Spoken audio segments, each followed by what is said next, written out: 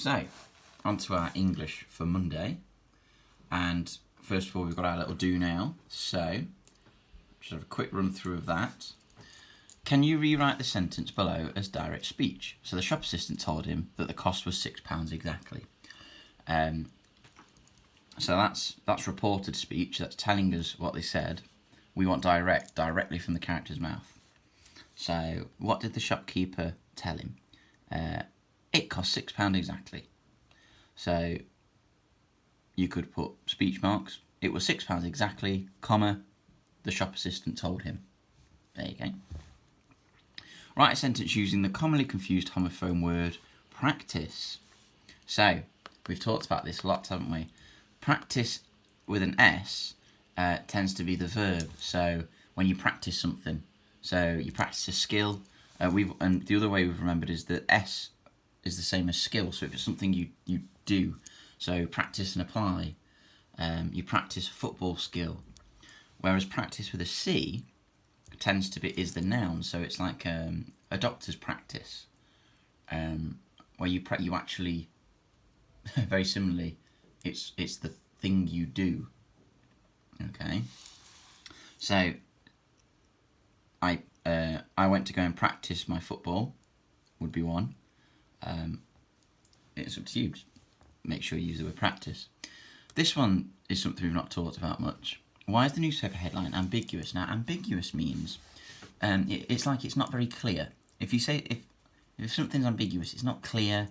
The meaning necessarily isn't clear, so somebody could understand it differently to what you mean.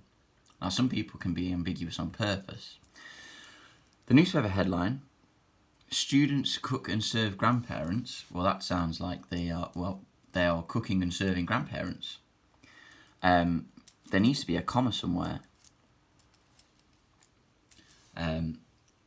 So depending on what it was meaning, you could have students cook and serve, comma, grandparents, they're telling grandparents.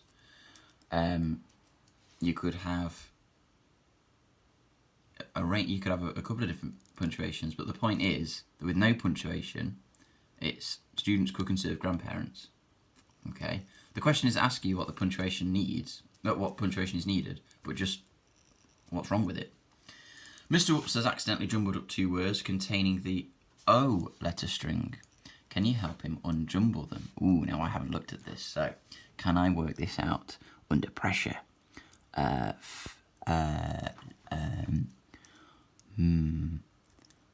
Ooh, no, I can't.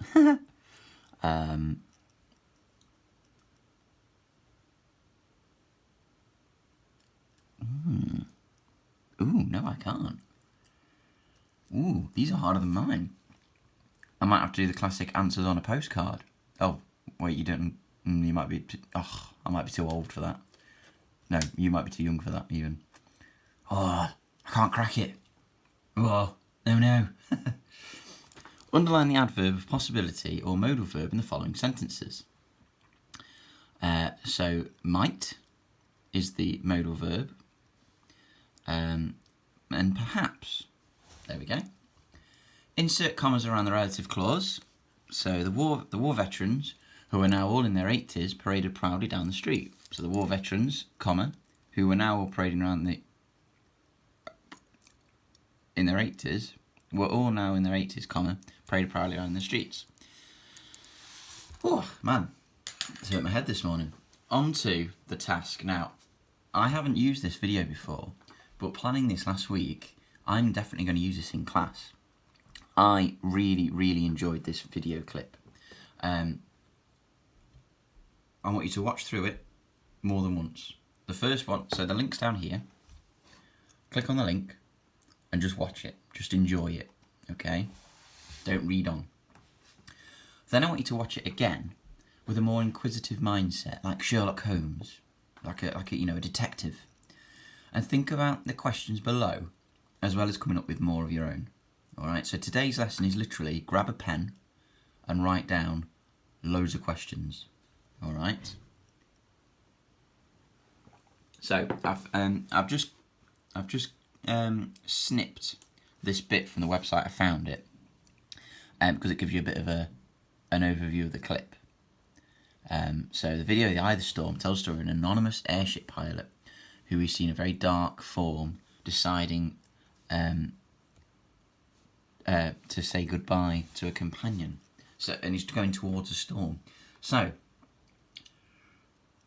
there was an idea here. Ask the children these questions. I want all your questions to start with these, or other question starters like did or how. Here's just a few I came up with. What has happened that he or she, because it's not clear if it's he or she, what has happened that he or she is making this decision? So why are they driving towards the storm? Why, and setting it to autopilot, tying the wheel down? Why are they doing that? Because it's clear that they've made a decision. At the end, they're just sat there waiting to go into this storm. Why burn and throw away certain possessions? There was books, and they threw something overboard. What were they? If they're going head first into a storm anyway, why bother destroying things? Who was the dragon, and why release it? Did it want to go? Was it a pet? Was it something they'd captured? There are so many questions to this video, and I absolutely love it. So, I'm expecting an absolute page of questions. There's no way you're going to watch that and go, oh yeah, I know what's happening here. There are loads of questions. Who is the person? And you can start to think about what the answers could be. You don't have to answer them, but you could start to think about the potential plausible answers to your own questions. My biggest one is why they're doing this. Through the video, you can see the emotions. You can see the heartache of whatever has happened, whatever they're going towards this storm.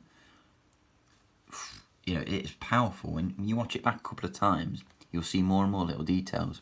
So really enjoy this video.